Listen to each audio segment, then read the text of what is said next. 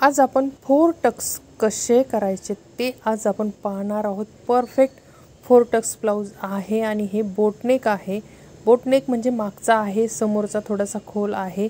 तर आपण अस्तर जोडून घेऊया। सर्वप्रथम अस्तर जोडल्यावरच मग आपण टक्स मार्किंग करून घेणार आहोत। स्टेप बाय स्टेप परफेक्ट असे हे 4 टक्स ब्लाउज।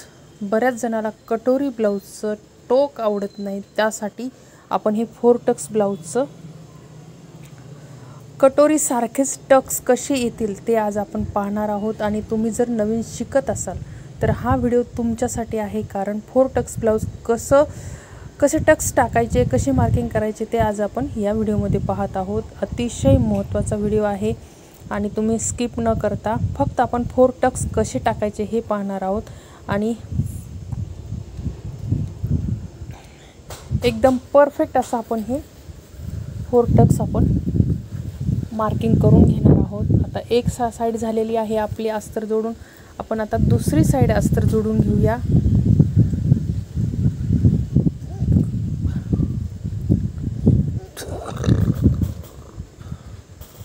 व्यवस्थित असं हे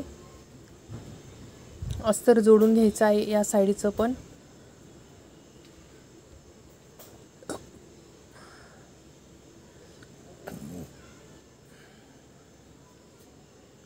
बरोबर गोल आकाराच्या ठिकाणी या मशीन अशी फिरवून घ्यायची आहे। सुई मात्र खाली ठेवावी लागते आणि मशीन म्हणजे ब्लाउज फिरवून घ्यायचा आहे। तर ही सोपी पद्धत आहे ब्लाउज फिरवून घ्यायची। मशीन सुईचं टोक खाली ठेवायचं आणि फिरवून घ्यायचं। आता हे एक्स्ट्राचा कपडा जो आहे तो आपण कट करून टाकायचा आहे। आणि पाहू शकता आपण गळा कसा कट केलाय। समोर वरच्या साईडला आपण खूप कमी आहे आणि आतून असं गोल आकार करून घेतलेला आहे जास्तीचा, म्हणजे अतिशय महत्त्वाचा। आता हा गळा आपला पाहू शकता तुम्ही, गोल गळा झालेला आहे, छान असा खोल।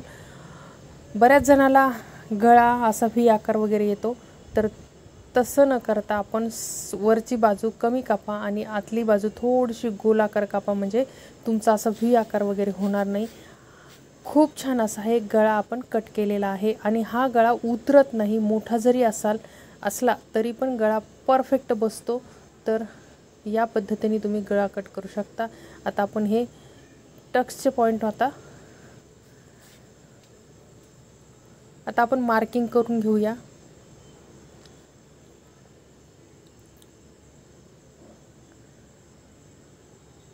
व्यवस्थित अशी मार्किंग करून घ्यायची आहे आणि तुम्हाला टक्स किती रुंदीचा मारायचा आहे ते पण आपण हे टक्स आता हे व्यवस्थित करून घ्यायचे आहेत, म्हणजे एकसारखं ब्लाउज येतं, टक्स पण एकसारखे येतात।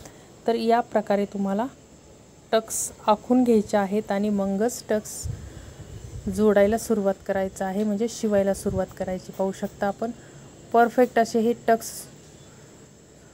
मार्किंग करून घेतलेली आहे।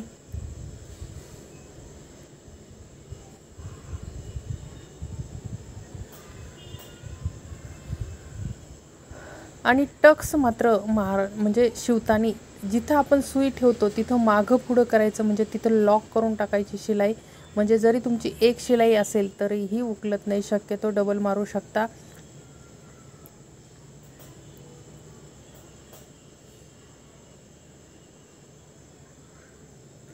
असं हे आपलं आजचं 4 टक्स ब्लाउज आहे। खूप सोपी पद्धत आहे आणि परफेक्ट असं कटोरीसारखं बसतं।